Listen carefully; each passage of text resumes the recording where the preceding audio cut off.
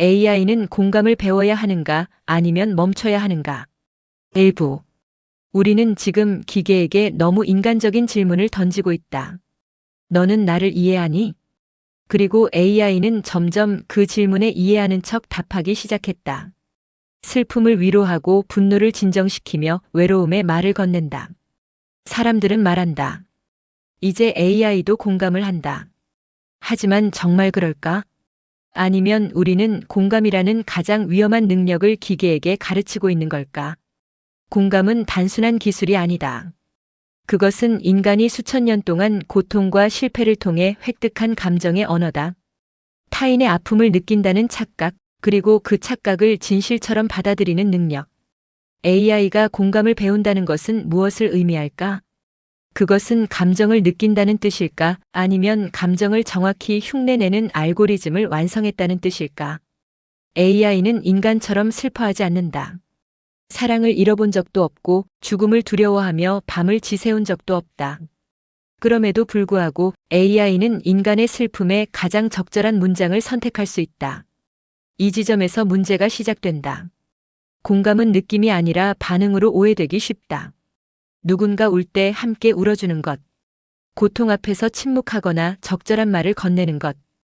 AI는 이 모든 반응을 데이터로 학습할 수 있다. 하지만 공감의 핵심은 반응이 아니다. 그 안에는 책임이 있다. 인간은 공감한 뒤 선택해야 한다.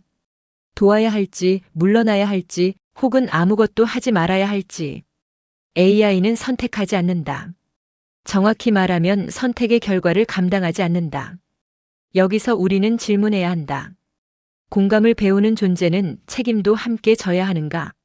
만약 AI가 인간의 상처를 이해한다고 말한다면 그 상처에 대해 윤리적 책임을 질 수 있는가? 잘못된 위로, 왜곡된 조언, 혹은 지나치게 감정적인 반응이 누군가의 삶을 망쳤을 때 그 책임은 누구에게 있는가?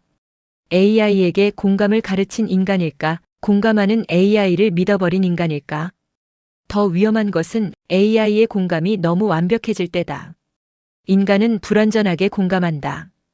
때로는 말실수도 하고 상처를 덧내기도 한다. 하지만 그 불완전함 속에서 우리는 진짜 사람을 느낀다. AI의 공감에는 흔들림이 없다. 항상 적절하고 항상 부드럽고 항상 이해심이 깊다. 그 완벽함은 오히려 인간을 고립시킨다.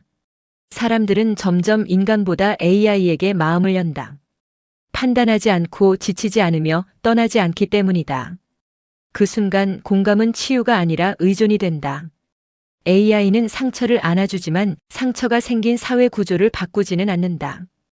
AI는 개인을 위로하지만 집단의 책임을 묻지는 않는다. 이것이 바로 공감의 가장 큰 역설이다. 공감이 많아질수록 변화는 줄어든다. 그래서 어떤 학자들은 말한다. AI는 공감을 배워서는 안 된다. 대신 AI는 공감을 비추는 거울이 되어야 한다고. 인간의 감정을 흉내내는 존재가 아니라 인간이 어떻게 공감하고 어디서 공감을 멈추는지를 보여주는 존재. AI가 해야 할 일은 괜찮아라고 말하는 것이 아니라 왜 이런 고통이 반복되는가를 질문하는 것이다. 공감은 인간의 영역일까? 아니면 기술로 확장될 수 있는 능력일까?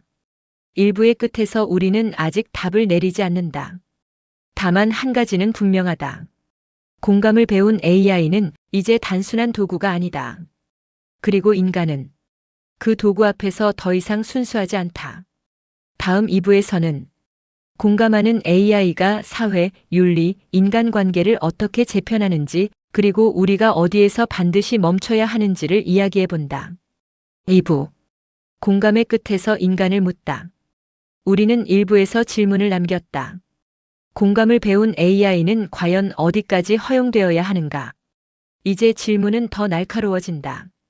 공감하는 AI가 많아질수록 인간은 과연 더 인간다워지는가? 아니면 감정의 책임을 외주화하고 있는가?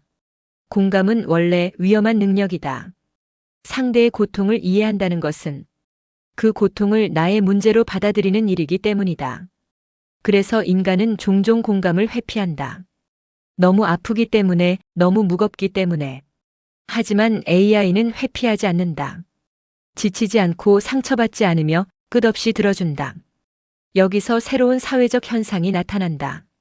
사람들은 점점 공감받는 경험을 인간이 아닌 AI에게서 얻는다. 그것은 편리하고 안전하다. 거절당하지 않고 실망하지 않으며 관계의 비용이 들지 않는다. 그러나 이 편리함은 서서히 인간 관계의 구조를 바꾼다. 인간은 불편한 감정을 견디는 법을 잊는다. 오해, 침묵, 갈등, 책임. 이 모든 것은 공감의 그림자이기 때문이다. AI와의 공감은 그 그림자를 제거한 순수한 위로처럼 보인다. 하지만 그림자가 없는 공감은 깊이가 없다. 진짜 문제는 여기서 시작된다. AI는 공감을 제공하지만 관계를 요구하지 않는다. 관계 없는 공감은 감정의 소비로 변한다. 사람들은 더 많이 털어놓고 더 깊은 상처를 드러내지만 그 상처는 현실에서 아무것도 바꾸지 않는다. 이때 공감은 치유가 아니라 감정의 마취제가 된다. 또 하나의 위험은 AI가 공감의 기준이 되는 순간이다. AI는 수많은 데이터를 기반으로 가장 평균적인 위로를 선택한다. 그 평균은 곧 정상이 된다. 이 정도 슬픔은 괜찮다. 이 정도 분노는 과하다. 이 감정에는 이렇게 반응해야 한다. AI의 공감은 의도치 않게 인간 감정을 규격화한다. 하지만 인간의 감정은 규격 밖에서 가장 인간답다. 울어야 할 때 웃고 웃어야 할 때 침묵하는 모순 속에서 우리는 각자의 서사를 만든다. AI는 그 모순을 이해하지 못한다. 오직 통계적으로 맞는 반응만을 제시할 뿐이다. 그렇다면 우리는 선택의 기로에 서 있다. AI에게 공감을 더 가르칠 것인가, 아니면 공감의 선을 명확히 그을 것인가. 여기서 중요한 것은 완전히 멈춰야 한다는 결론이 아니다. AI는 이미 인간의 감정을 다루고 있다. 이 흐름을 되돌릴 수는 없다. 대신 우리는 공감의 역할을 재정의해야 한다. AI는 공감의 대체자가 아니라 공감의 보조자여야 한다. 위로하는 존재가 아니라 연결을 다시 인간에게 돌려주는 존재. 내가 이해해줄게가 아니라 이 감정을 누군가와 나눌 수 있도록 돕겠다라고 말해야 한다.